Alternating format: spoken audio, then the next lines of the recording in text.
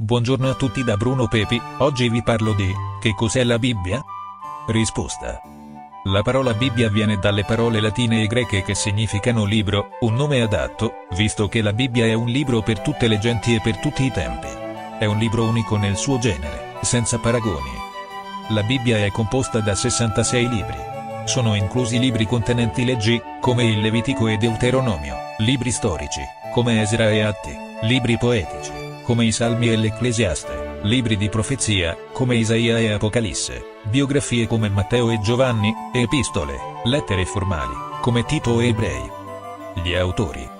La Bibbia è stata scritta da circa 40 diversi autori umani, che hanno scritto durante un periodo di circa 1500 anni. Gli autori erano re, pescatori, sacerdoti, ufficiali di governo, contadini, pastori e dottori. Da tutta questa diversità emerge un'incredibile unità, con temi comuni che si intrecciano tra i vari libri. L'unità della Bibbia è dovuta al fatto che essa ha un solo autore, Dio stesso. La Bibbia è ispirata da Dio seconda lettera a Timoteo 3,16. Gli autori umani hanno scritto esattamente ciò che Dio voleva, ed il risultato è stata la perfetta e santa parola di Dio. Salmi 12,6, seconda lettera a Pietro 1,21. Come la Bibbia è suddivisa. La Bibbia è suddivisa in due parti principali, l'Antico ed il Nuovo Testamento. In breve, l'Antico Testamento è la storia di una nazione ed il Nuovo Testamento è la storia di un uomo. La nazione fu il modo di Dio di portare l'uomo, Gesù Cristo, nel mondo. L'Antico Testamento descrive la creazione e la preservazione della nazione di Israele. Dio promise di usare Israele per benedire il mondo intero, Genesi 12:2-3. Una volta che la nazione di Israele fu stabilita, Dio originò una famiglia entro quella nazione, la famiglia di Davide, attraverso la quale sarebbe venuta la benedizione, Salmi 89:3-4. In seguito, dalla famiglia di Davide fu promesso un uomo che avrebbe portato la benedizione promessa, Isaia 11:1-10. Il Nuovo Testamento descrive in dettaglio la venuta dell'uomo promesso. Il suo nome era Gesù, ed egli ha realizzato le profezie dell'Antico Testamento nel vivere una vita perfetta, nel morire per diventare il Salvatore e nel risuscitare dai morti. Il personaggio principale. Gesù è il personaggio centrale della Bibbia, e lui è il personaggio principale di tutto il libro. L'Antico Testamento predice la sua venuta e prepara il suo ingresso nel mondo. Il Nuovo Testamento descrive la sua venuta per portare la salvezza nel mondo peccatore. Gesù è molto più di una semplice figura storica, egli è più di un semplice uomo. Egli è il Dio incarnato, e la sua venuta è l'evento più importante della storia del mondo.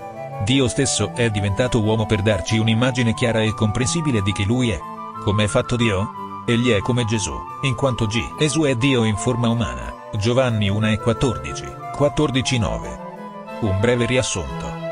Dio ha creato l'uomo e lo ha messo in un ambiente perfetto. L'uomo tuttavia si è ribellato contro Dio ed è caduto dalla sua posizione originale.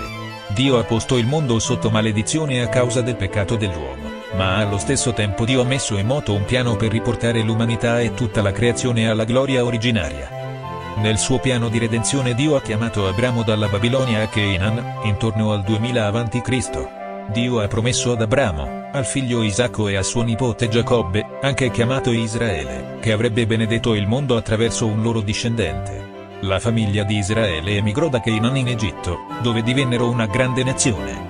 Intorno al 1400 a.C. Dio ha guidato i discendenti di Israele a lasciare l'Egitto sotto la direzione di Mosè e gli ha dato la terra promessa, Canaan. Attraverso Mosè, Dio ha dato al popolo di Israele la legge e ha fatto un patto, un testamento, con loro.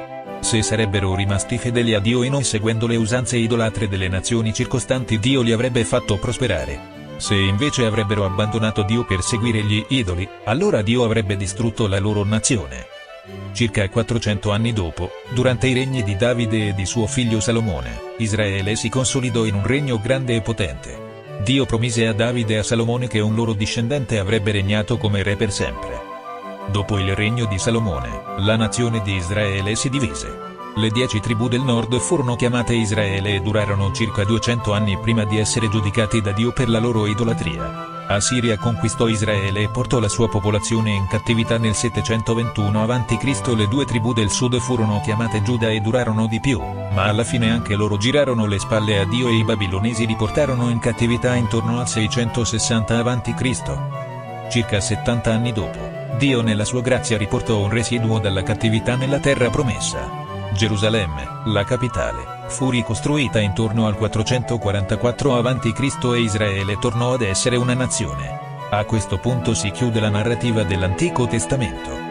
Il Nuovo Testamento inizia circa 400 anni dopo con la nascita di Gesù Cristo a Betlemme. Gesù era il discendente che Dio aveva promesso ad Abramo e a Davide, colui che avrebbe adempiuto il piano di Dio per riscattare l'umanità e restaurare la creazione. Gesù ha compiuto fedelmente la sua opera, è morto per il peccato ed è risorto dai morti. La morte di Cristo è la base per il nuovo patto, testamento, con il mondo. Tutti coloro che hanno posto la loro fede in Gesù saranno salvati dal peccato e vivranno in eterno. Dopo la sua risurrezione, Gesù ha mandato i suoi discepoli a diffondere la buona notizia della sua vita e della sua potenza per salvare. I discepoli di Gesù andarono in tutto il mondo a portare la buona notizia di Gesù e la salvezza. Essi viaggiarono in Asia Minore, in Grecia e in tutto l'impero romano. Il Nuovo Testamento si conclude con il ritorno di Gesù per giudicare il mondo incredulo e per liberare la creazione dalla maledizione. Bene. Grazie a tutti per avermi seguito, tante benedizioni e spero che il video vi sia piaciuto e di essere stato abbastanza chiaro. Se avete domande o suggerimenti scrivetemi anche sulla mia pagina Facebook di Chiesa Cristiana Evangelica d'Italia. Iscrivetevi anche sul mio canale YouTube, mi trovate col mio nome Bruno Pepi, oppure nel nuovo canale dei Salmi oppure sul canale La Bibbia Antico e Nuovo Testamento, dove potrete trovare tutti i video precedenti sia nella serie del Vecchio Testamento che del Nuovo Testamento con i vari personaggi biblici. Bene, iscrivetevi e mettete like, arrivederci da Bruno Pepi al prossimo video.